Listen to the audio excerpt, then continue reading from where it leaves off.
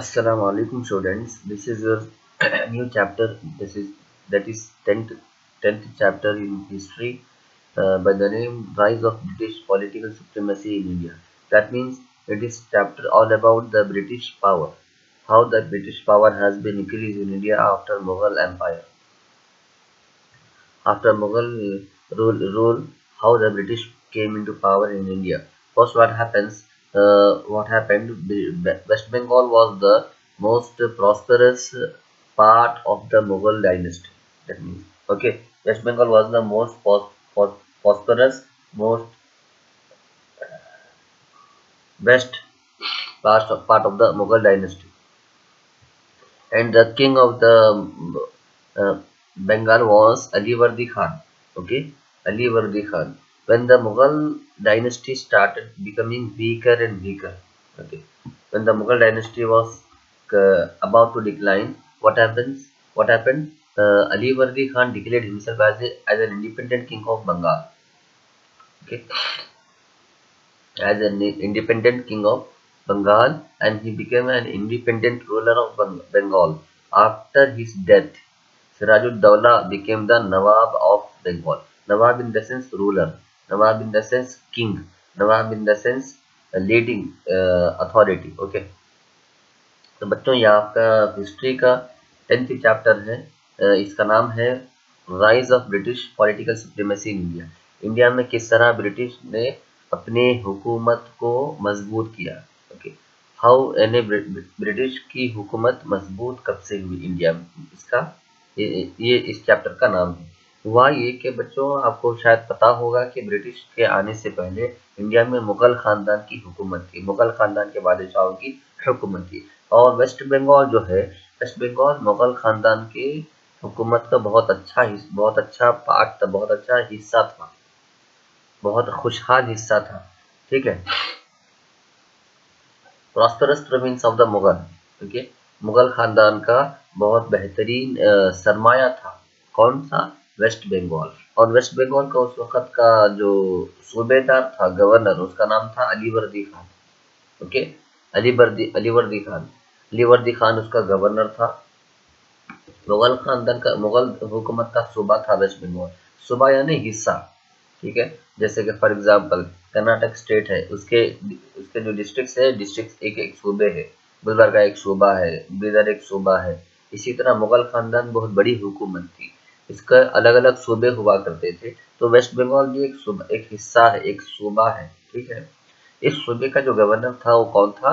अलीवर्दी खान। जब मुगल खानदान आहिस्ता आहिस्ता कमजोर पड़ने लगी, जब मुगल हुकूमत जब आहिस्ता आहिस्ता कमजोर पड़ना शुरू हुई, तो अलीवर्दी खान क्या किया? अपने आप को वेस्ट बंगाल का बादशाह के तौर पर ऐलान करके वेस्ट बंगाल की हुकूमत करना शुरू किया। पहले तो वेस्ट बंगाल का गवर्नर था, मुगल खानदान के बादशाह के नीचे काम करता था। मुगल खानदान के बादशाह के हुक्म पर वो रहता था। लेकिन उसने जैसे जैसे देखा कि मुगल हुकूमत कमजोर होती जा रही है, तो उसने अपने आप को बादशाह ऐलान करके वेस्ट बंगाल पे हुकूमत करने लगा। तो उसके बाद हुआ ये कि अलीवर्दी खान के बनने के बाद सिराजुद्दौला वेस्ट बंगाल के नवाब बन गए। ठीक है, अब सिराजुद्दौला जो है एक्चुअली जब बादशाह बने तो वो बहुत अभी अभी अभी अभी बड़े हुए थे, यानी कि व्हाट थोड़े साल ही हुआ था बड़े होकर, मैच्योर होकर। ठीक है, अकल और शऊर आकर थोड़े ही साल हुआ था, यानी बहुत छोटी उम्र में ये नवाब बन गए। ब्रिटिश ने अब चूंकि मुगल खानदान के आखिरी आखिरी दौर में ब्रिटिश ऑलरेडी इंडिया में आ चुकी थी, ब्रिटिश की हुकूमत इंडिया में शुरू हो चुकी थी। तो ब्रिटिश ने ये सोचा कि भाई एक छोटा सा बच्चा है, क्या हुकूमत करेगा, क्या हमें नुकसान पहुंचाएगा। ये सोचकर ब्रिटिश ने क्या किया? सिराजुद्दौला को नजरअंदाज किया। ठीक है, नजरअंदाज किया, लाइट ले लिए, छोड़ो ये बच्चा क्या कर सकता बोल के। अब वेस्ट बंगाल का नवाब अगर सिराजुद्दौला है, तो अगर किसी को बाहर के आदमी को वेस्ट बंगाल में आकर बिजनेस करना है, तिजारत करना है, कुछ काम करना है, तो वहाँ के राजा की तो परमिशन लेना पड़ेगा ना। अगर वहाँ पे आकर वहाँ जो किला है उस किले में रहना है, उस किले पर हम कब्जा करना है। तो जाहिर सी बात है ना कि वहाँ के बादशाह की मदद लेना पड़ता, वहाँ के बादशाह की परमिशन लेना पड़ता। लेकिन ब्रिटिश क्या सोचे, ये छोटा सा बच्चा क्या हमारा बिगाड़ेगा। ये सोचकर ब्रिटिश ने उनसे परमिशन लिए बगैर वेस्ट बंगाल में घुस गए और वहाँ पर तिजारत भी शुरू की और वहाँ पर फोर्ट विलियम पर कब्जा भी किए। ठीक है, फोर्ट विलियम पर कब्जा किए। इससे क्या हुआ, एक जंग शुरू हो गई।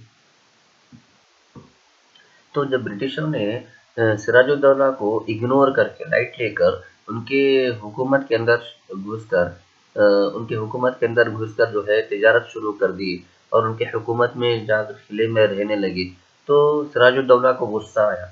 उसने सोचा कि ब्रिटिश जो है उनके उनके हुक्म को नहीं मान रही। ठीक है, उनके हुक्म को नहीं मानकर उनके सिराजुद्दौला क्या सोचा कि ब्रिटिश मेरे दुश्मनों के साथ मिली हुई है।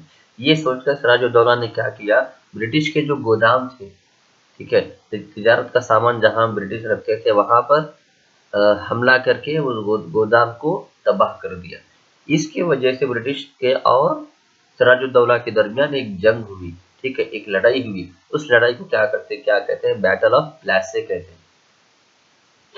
ओके, अब जो ही सिराजुद्दौला ने ब्रिटिश के गोदाम पर हमला किया, ठीक है, officials of Madras company send an army under the commandership of Robert Clive to Calcutta. जो ही ब्रिटिश सिराजुद्दौला ने हमला किया, चेन्नई में जो ब्रिटिश ऑफिसर्स थे वो लोगों ने एक बहुत बड़ी आर्मी भेजी कलकत्ता को। किसके लिए, सिराजुद्दौला से लड़ने के लिए। सिराजुद्दौला से लड़ने के लिए रॉबर्ट क्लाइव ये क्या है, कमांडर था ब्रिटिश का। इससे पहले से ही बंगाल के हालात अच्छी तरह मालूम थे कि बंगाल के हालात क्या है, वहाँ पे हुकूमत कितनी मजबूत है, वहाँ पे हालात कैसे हैं। और बंगाल का जो इलाका है उसे बहुत अच्छी तरह मालूम था। इसलिए रॉबर्ट क्लाइव ने क्या किया, बंगाल को जब एंटर हुए तो हाईवे से एंटर नहीं हुए, रोड से खुफिया रास्ते से बंगाल में एंटर हुए। कौन, रॉबर्ट क्लाइव अपने आर्मी के साथ, ब्रिटिश की आर्मी के साथ बंगाल के अंदर खुफिया रास्ते से, चोर रास्ते से एंटर हुए, अंदर अंदर दाखिल हुए। अंदर दाखिल होने के बाद क्या हुआ, प्लासे बोल के एक बंगाल में एक मुकाम है, एक इलाका है, वहां पर दोनों का मुकाबला हुआ। किसका, सिराजुद्दौला की आर्मी का और ये ब्रिटिश की आर्मी का। ठीक है, मीर जाफर उन्होंने क्या किया, ब्रिटिश को सपोर्ट किया, ब्रिटिश के साथ मिलकर सिराजुद्दौला के खिलाफ लड़ाई करे। तो बिलाखिर क्या हुआ, सिराजुद्दौला हार गए। ठीक है, सिराजुद्दौला जो है जंग हार गए। जंग हारने के बाद मीर जाफर की मदद करने की वजह से ब्रिटिश ने वेस्ट बंगाल पर कब्जा करने में कामयाब हो गए और आहिस्ता आहिस्ता वेस्ट बंगाल में ब्रिटिश की आबादी बढ़ने लगी। कब बढ़ने लगी, बैटल ऑफ प्लासी को जीतने के बाद, सिराजुद्दौला के खिलाफ जंग जीतने के बाद ब्रिटिश की आर्मी वेस्ट बंगाल में अब बढ़ने लगी, यानी लोग ज्यादा से ज्यादा आके रहने लगे वेस्ट बंगाल में। कौन से लोग, ब्रिटिश के लोग, अंग्रेज के लोग, इंग्लिश। अब ये जंग का नतीजा क्या हुआ, ठीक है, बैटल ऑफ प्लासी का नतीजा ये हुआ कि मीर जाफर चूंकि ब्रिटिश की मदद किया था, तो ब्रिटिश ने मीर जाफर को वेस्ट बंगाल का बादशाह बनाया। ओके, बादशाह बनाया, लेकिन वो चूंकि ब्रिटिश का दोस्त था, तो बतौर बराए नाम